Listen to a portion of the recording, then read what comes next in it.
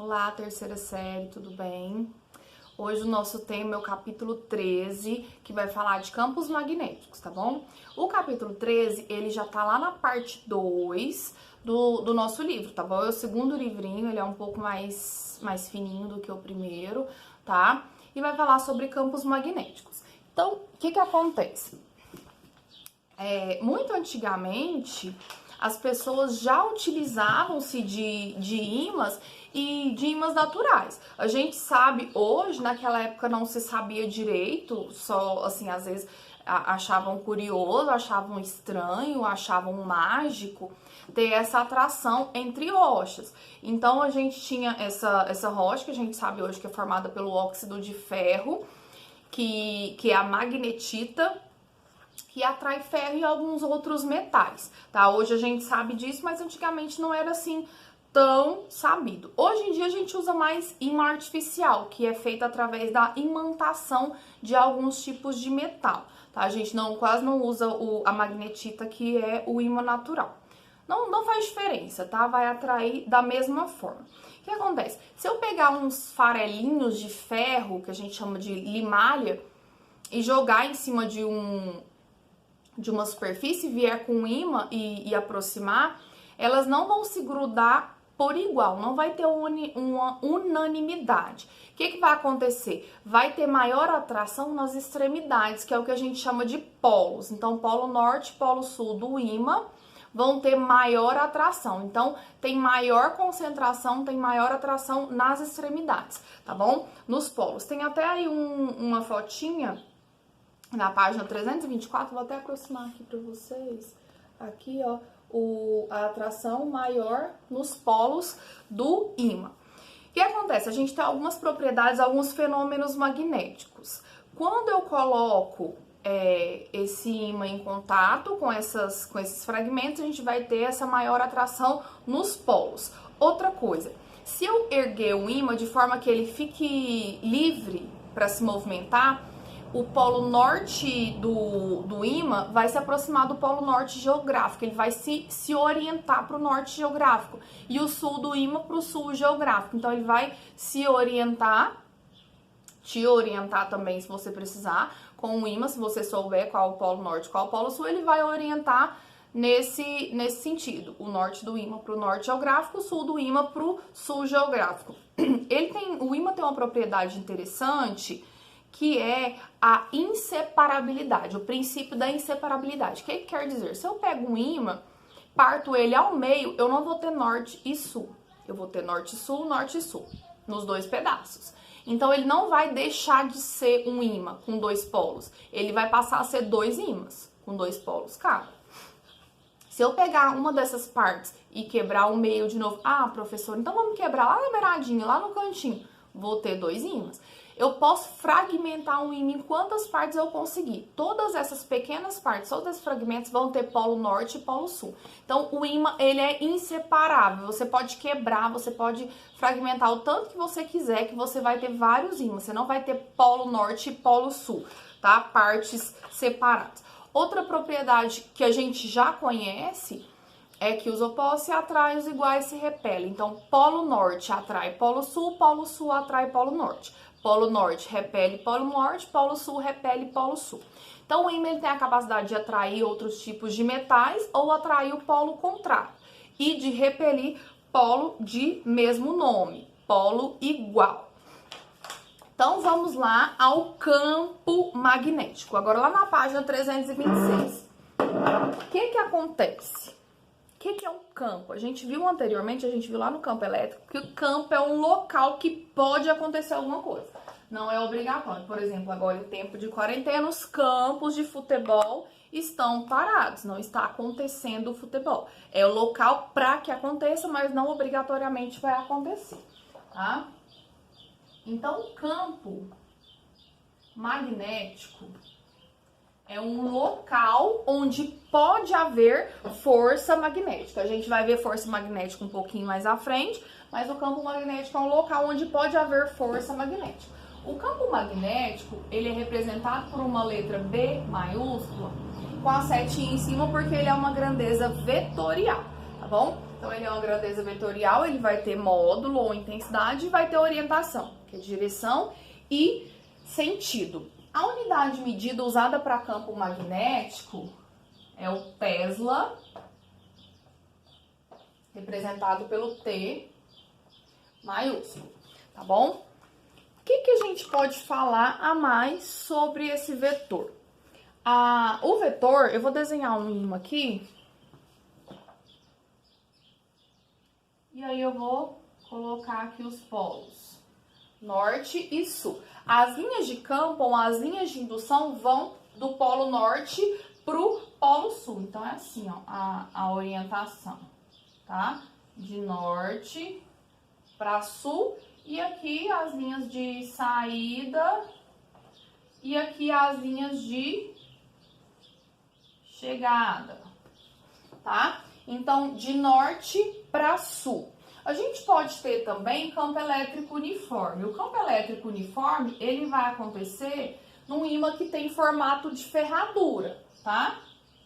Um ímã que tem formato de ferradura, ele vai gerar campo elétrico uniforme, que é aquele que tem mesma orientação, mesmo módulo, direção e sentido para o campo elétrico. As linhas são paralelas, são distanciadas por igual, tá? Aqui tá dizendo assim, ó. Campo magnético uniforme é aquele no qual em todos os pontos o vetor B tem a mesma direção, o mesmo sentido e a mesma intensidade. Então, vai acontecer nesse ímã com o formato de ferradura. E aí, pessoal, tem uma história interessante que muito antigamente a física era dividida, era separada. Eletricidade e magnetismo, não tinha essa relação. E aí, por acidente, um físico, ele estava fazendo um estudo de eletricidade, então ele estava trabalhando com uma corrente elétrica e tinha uma bússola ali por perto. A bússola dele estava ali por perto e aí ele estava trabalhando. E aí ele percebeu que quando a corrente, a intensidade, quando a corrente atravessava ali o circuito, a bússola se mexia, a agulha da bússola se mexia. E aí ele foi testando, experimentando e aí ele conseguiu perceber essa relação entre eletricidade e magnetismo. Claro que foram feitos vários testes, vários experimentos e conseguiu-se provar que eletricidade e magnetismo são juntos, eles estão ali juntinhos, onde tem outro, onde tem um outro tem um, tá? Então, corrente elétrica gera campo magnético ali em volta, tá? Aqui tem até uma observaçãozinha que diz assim, ó, um ímã ou um condutor percorrido por corrente elétrica origina um campo magnético na região do espaço que o envolve, tá? Então, sempre que eu tenho corrente elétrica, eu vou ter um campo magnético. E a partir daí a gente tem algumas leis, algumas formulazinhas para calcular esse campo magnético. A primeira lei é a lei de Biot-Savart. Tá lá na página 330.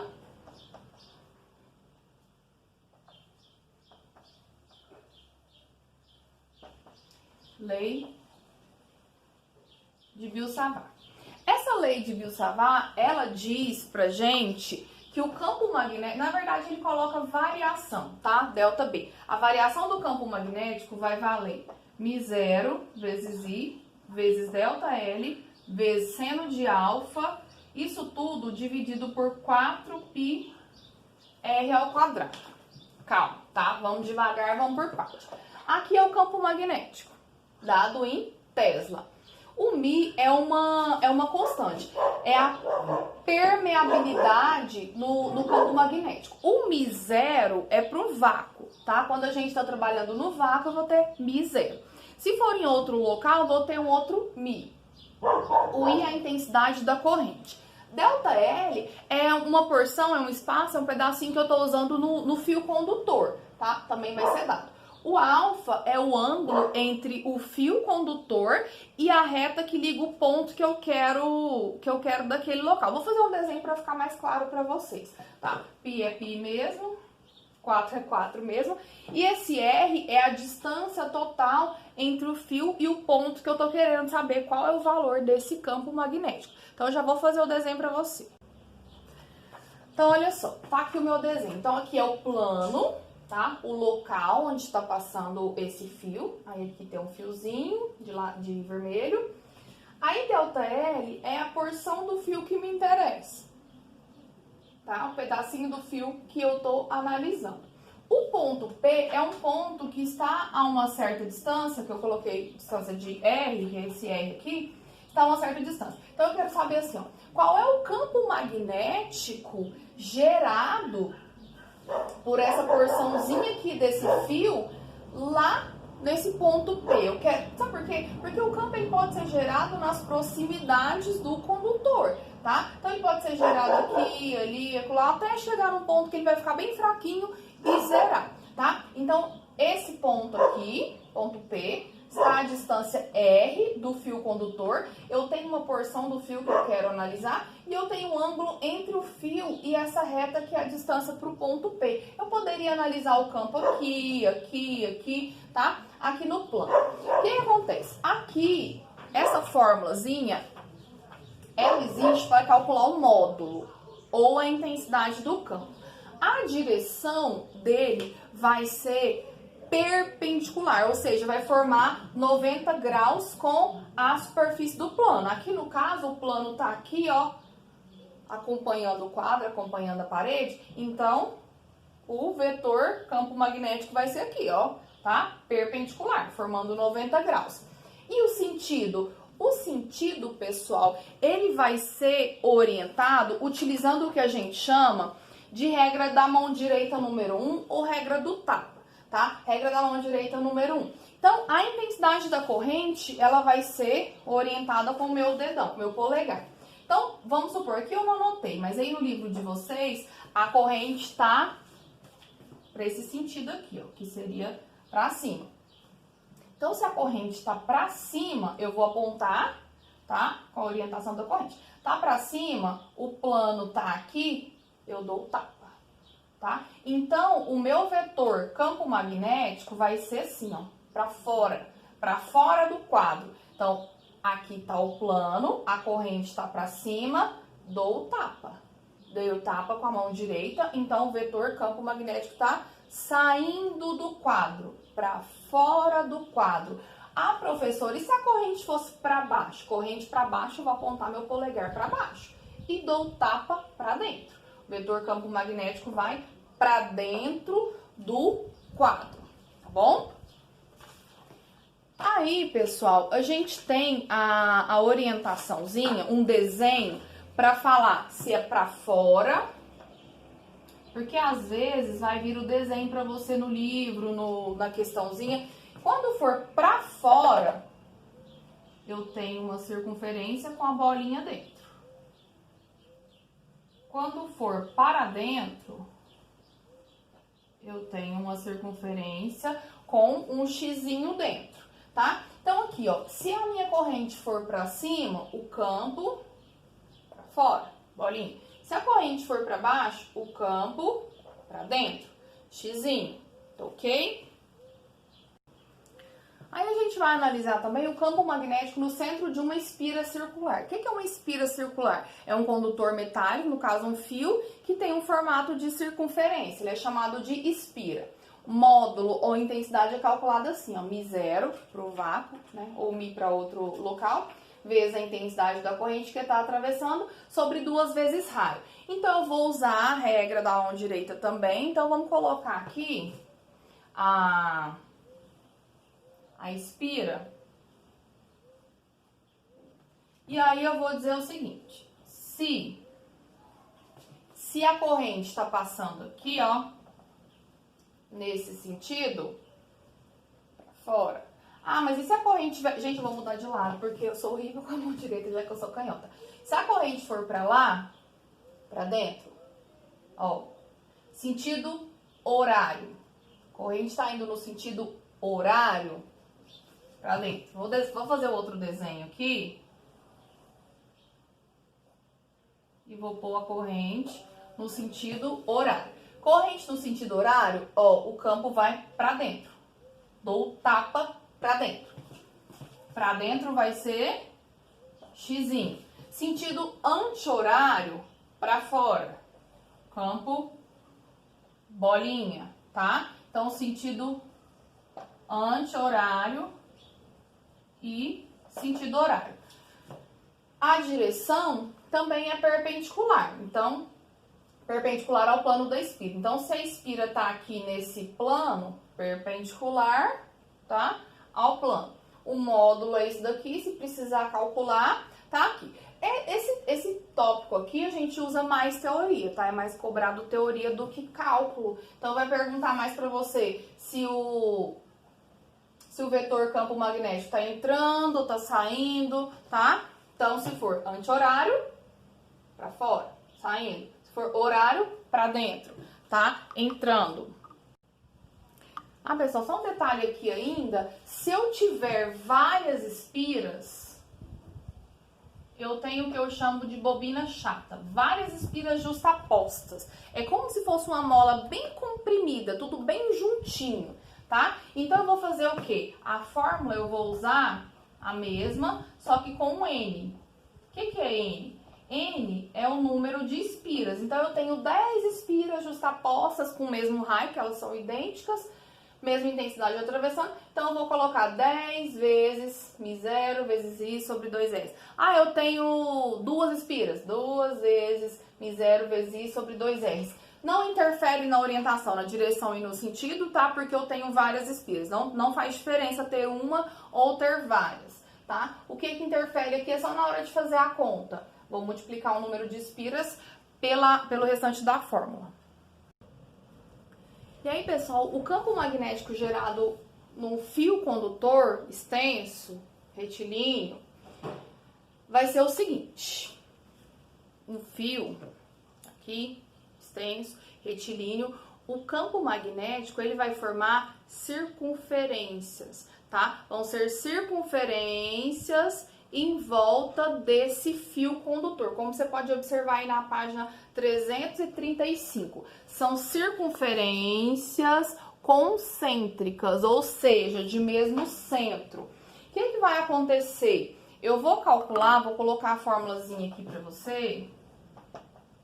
μ0 vezes I sobre 2 vezes π vezes o raio, que é, na verdade, a distância entre o fio e o ponto que você quer analisar, que dá raio, porque são circunferências, né? Isso aqui é o comprimento da circunferência, para quem não lembra. Tá. E a orientação? A direção e o sentido. Eu vou pegar o meu polegar, vou usar ainda a mesma regra, a regra da mão direita, a regra do tapa, regra número 1, que tem a outra regra também, e aí vou orientar para a corrente. Vamos supor que a corrente está subindo. O que o campo vai fazer? Ele vai abraçar, ele vai rodear essa corrente. E aí você vai ver a orientação, se é no sentido anti-horário, ou, por exemplo, tá descendo, sentido horário, tá? Ele vai fazer esse movimento circular rodeando o fio. São movimentos circulares. E aí tá aí no desenho para vocês a orientação. Então, ó, corrente para cima, movimento do campo magnético vai ser sentido anti-horário. Ah, a corrente está para baixo, sentido horário, vai abraçando, vai rodeando o fio. E a fórmula é essa: módulo, tá? O módulo é esse. A direção, ela tangencia as linhas. Por exemplo, eu vou tentar fazer um desenho aqui que não fique muito estranho. Aqui eu tenho o fio, tá? E ele tá, a corrente tá pra cima. Então, eu vou ter um campo circular e o vetor campo magnético, ele vai tangenciar essa linha. Então, ele vai fazer isso, tá? O que é tangenciar? É tocar num ponto só. Então, ele vai fazer isso dessa maneira, tá? Tá subindo, sentido anti-horário. Tá descendo, sentido horário. E aí, se for descendo, é só trocar o lado que vai, a orientação da setinha, tá bom?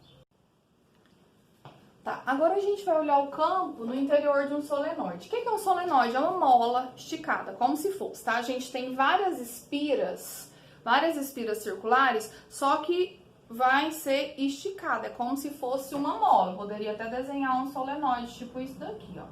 E aí, o campo magnético, ele vai ter a direção no eixo, como se ele estivesse passando aqui no meio dessa mola. E aí, vai para lá ou vem para cá, de acordo com a intensidade da corrente. Então, eu vou fazer com o meu polegar, tá? Com o dedão. Vou ir pro lado onde está indo a corrente. Então, vamos supor que a minha mola tá aqui, então a corrente está fazendo isso daqui, ó. Sentido horário.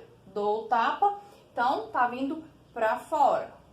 Ah, mas e se for ao contrário, sentido anti-horário? Dou o tapa pra dentro. Então, eu vou pegar meu polegar e vou orientar com a corrente. Então, a corrente tá fazendo isso daqui, ó, ela vai fazer assim, ó. Tchum, tchum, tchum, pra fora. Ah, tá vindo ao contrário. Vou ter que virar, tá, gente? Tá vindo ao contrário, vai fazer isso aqui pra dentro, tá bom? Então, a orientação é isso. A direção vai ser passando aqui no meio do solenoide e o sentido vai depender da regra do tapa, a regra da mão direita, número 1. Módulo, aqui, ó, μ0 vezes N. O que é esse N? É o número de espiras que eu tenho no meu solenoide. Intensidade da corrente, e o L é o comprimento desse solenoide, que seria como se uma mola, tá bom? Por fim, pessoal, o campo magnético terrestre. O norte magnético da Terra, ele coincide com o sul geográfico da Terra. E o sul magnético da Terra coincide com o norte geográfico da Terra. É só você lembrar que os opostos se atraem, então norte magnético corresponde ao sul geográfico. O sul magnético corresponde ao norte geográfico. Isso da Terra, tá bom? Então é isso, espero que tenha ficado claro para vocês. Qualquer dúvida na hora de resolver as atividades, manda lá no grupo de dúvidas ou pelo e-mail, tá bom? Tchau, tchau!